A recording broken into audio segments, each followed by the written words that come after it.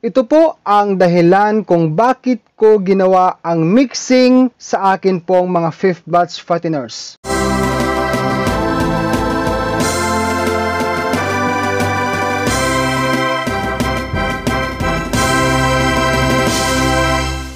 King's VitaPlus Animal Feed Supplement. Viewers, ako po si Dodong Villaran, ang magbabahagi na naman ngayon ng mga simpleng saloobin ko po kung bakit ko nga ba ginawa noon ang isang klaseng mixing sa akin pong mga baboy noon na pang-5 batch sa fatteners ko po. So bago po ako magpapatuloy sa mga gusto pong gumamit ng King's VitaPlus Animal Feed Supplement, nandyan po sa description po ang 2 link, no? Legit na seller po sa King's VitaPlus. Pwede po kayong mag-direct order dyan pag sakali pong no stock po or walang available na stock ng King's VitaPlus ang inyo pong mga soke na aggregate supply dyan sa inyong lugar. Guys, kung ikaw po ay mahilig po sa baboy show, ikaw po ay welcome na welcome po dito sa aking YouTube channel, maging sa aking Facebook page. So, sa dami-dami pong nag-comment, no? Umabot pala guys ng 1,000 komento ang akin pong video na yon. Yung title ay dahil mahal ang feeds, ito ang pakain ko sa mga baboy ko. So, salamat muna in advance sa inyo viewers, ano, sa suporta nyo sa akin. So guys, sa sa libong mga komento, meron po akong piniling mga viewers natin dyan na talaga namang nakatulong, or ito po ay makakatulong sa atin, lalo na sa mga baguhan dyan, ano? Sa ginawa kong pagsaing sa bigas para ihalo sa pagkain sa mga baboy, ang sabi po ni Kabayang Feed Saitam, sa analyze ko, Dodong, parang lalong mas malaki ang iyong expenses sa style mo. Kasi sa mahal ng bigas ngayon, hindi ka rin nakatipid, bagkos nadagdagan lalo ang iyong trabaho sa pagluluto at pagkuha ng panggatong. Tama po yan, Kabayan. Ang sabi naman po ni Kabayang Juan Zenred Maria, based on my experience before, kahit mga hagmash lang at dahon sa gabi, 5 fingers, etc. ang pagkain, lumalaki naman sila. Pero medyo delay lang, about 2 months ang paglaki. Pero okay lang, wala naman masyadong gastos sa feeds. Sabi naman po ni Kabayang Leonardo Ganaban, ito po sinabi niya share ko lang po nalalaman ko as feeds maker. Sana huwag nyo po masamain. Ang feeds po ay balance na po sa nutrients na kinakailangan ng hayop natin. Kung dadagdagan mo po ng rice, malamang madadagdagan ang carbohydrates ng pagkain mo sa baboy. May protein, fats po ang rice. Pero hindi po yon sapat para mabalance ang nutrisyon ng baboy. Kailangan magdagdag kayo ng azula, MDA, soybean, fish meal, cassava leaves, copra meal, at iba pang high in crude protein content para mabalance ang diet nila at dagdag na rin ng pangkalsyum kagaya ng limestone or eggshell. Ganito po kasi yan. Nakatipid po kayo sa pagdagdag ng bigas, pero tumatagal lang din paglaki ng baboy, kaya ang nangyayari, humahaba din ang oras sa pagpapakain nyo sa kanila. Pero kung mabilis lang din sila lumaki, ay ayos lang din. Yung pagdagdag nyo po ng vitamins ay laking tulong po yan. Salamat pa rin sa pag-share. If ever po na good ang ginawa ninyo, ay pa-update na lang po at magaya rin naming mga baguhan sa pagbababoy. Sumunod po niya ang reply sa akin ni Kabayang Leonardo Ganaban. Ito po ang pangalawa niyang sinabi sa akin.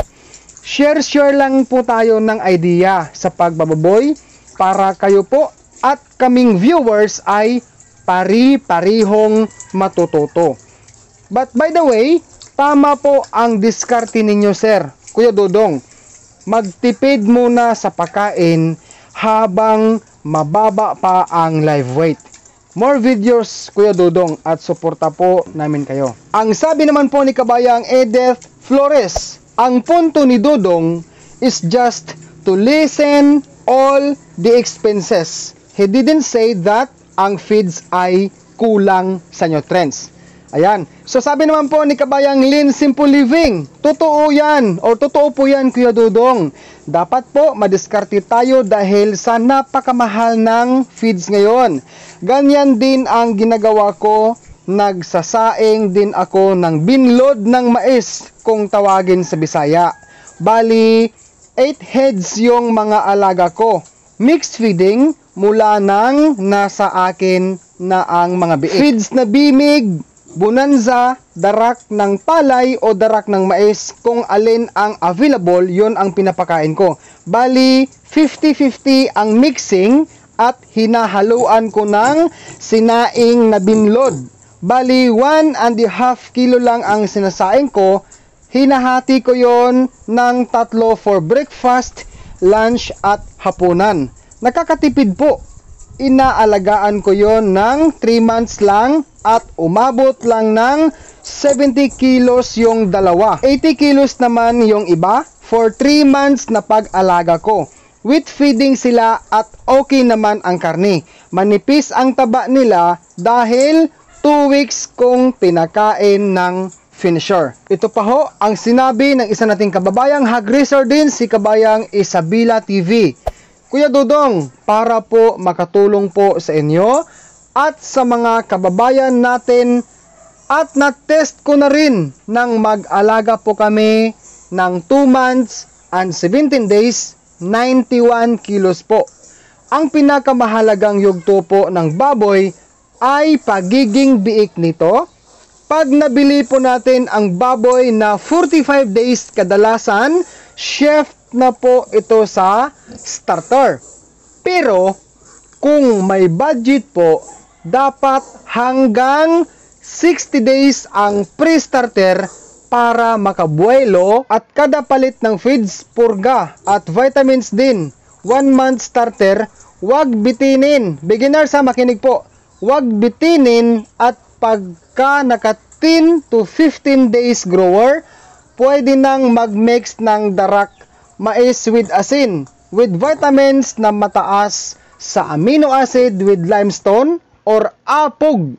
May ratio po yan, mga kababayan. Hindi ko na maisa-isa, at sa 10 to 15 days na nakagrower ka na puro sa pag-mix ng sinabi ko, pwede na kayo mag-mix with. Sa finisher, ang trabaho kasi ng finisher is to convert yung taba na na-build ng grower into laman, para kahit maliit ang baboy, mabigat at take number pag 3 months na, pwede na pong ibintayan. Sigurado nasa 90 kilos to 100 kilos na po. At pag mag 3 months na mga baboy nyo, pag aabutin or papaabutin nyo ng 4 months, sigurado everyday kalahati or higit pa ang maidadagdag sa timbang niya araw-araw. Basta sapat palagi ang tubig at pagpapaligo. Sana po makatulong po yan sa inyo, mga sir at mga kababayan ko. Yan po ang sinasabi ko sa inyo na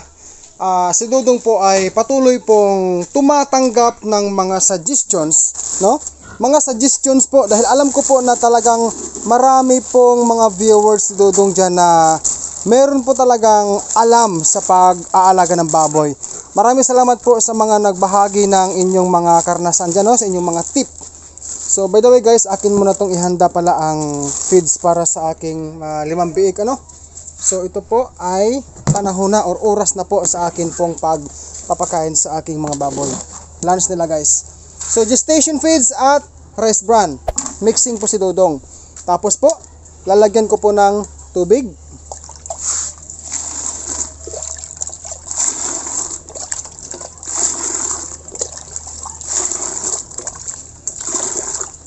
Ganyan guys, kasi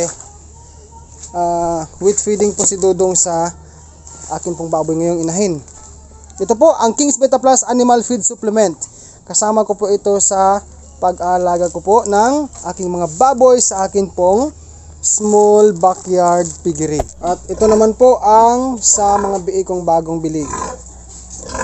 So viewers, bago po tayo magtatapos sa video na ito, nais ko lang pong sabihin sa inyo na ang naranasan ko pong hirap sa pagluluto ng kanin, hinalo ko sa pagkain noon sa mga baboy kong 5th batch fatteners na yon, ay tanggap ko na kasi po ako ay sanay naman po talaga sa hirap, dahil ako po ay laking sakada po sa akin pong nabanggit noon, Then yung tungkol sa rice po ay hindi naman po gaanong kalakihan ang gastos ko doon. Sa akin pong naalala, nasa lang po guys, nasa 1,100 ang akin pong nahalungkat na record ko sa aking notebook, Tapos, sa totoo lang, pinaghandaan ko na po viewers na ako po ay lugi talaga. Honestly po, lugi po talaga ako doon sa batch na yon ng 865 pesos po. Hindi po yung nakabalik sa buong expenses ko sa feeds. Lahat-lahat na gastos po. Pwera sa pagod. Pero guys, ang akin lang kasing paraan, ginawa ko lang yon, ang mixing na yon, para mabawasan po or hindi masyadong umakyat ang pagkalugi ni Dodong. Yun po ang purpose ko. Hindi ko po sinasabi na ang feeds from every feeds company sa lipunan ay kulang sa nutrients. Maganda po mga beginners, viewers.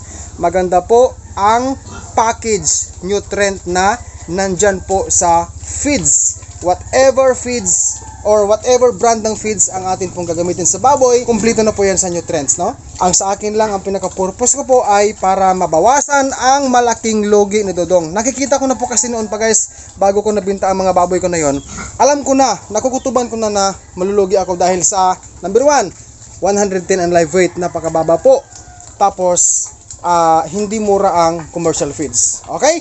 Sa mga kababoy ko dyan, ano man po ang inyong mga good management, mga diskarte sa inyong pag-alaga ng baboy, i-continue nyo po yan, kung sa tingin nyo ay maganda namang sistema yan. Guys, maraming salamat po sa pagpanood nyo sa video na ito. Sana po lahat tayo bilang nagbababoy ay patuloy pong mag-sharing each other sa atin pong mga munting nalalaman sa pag-aalaga ng baboy. Once again, thank you so much for watching and supporting me here in my YouTube channel, sa akin din pong Facebook page. Mabuhay po kayong lahat, viewers. God bless po sa ating lahat.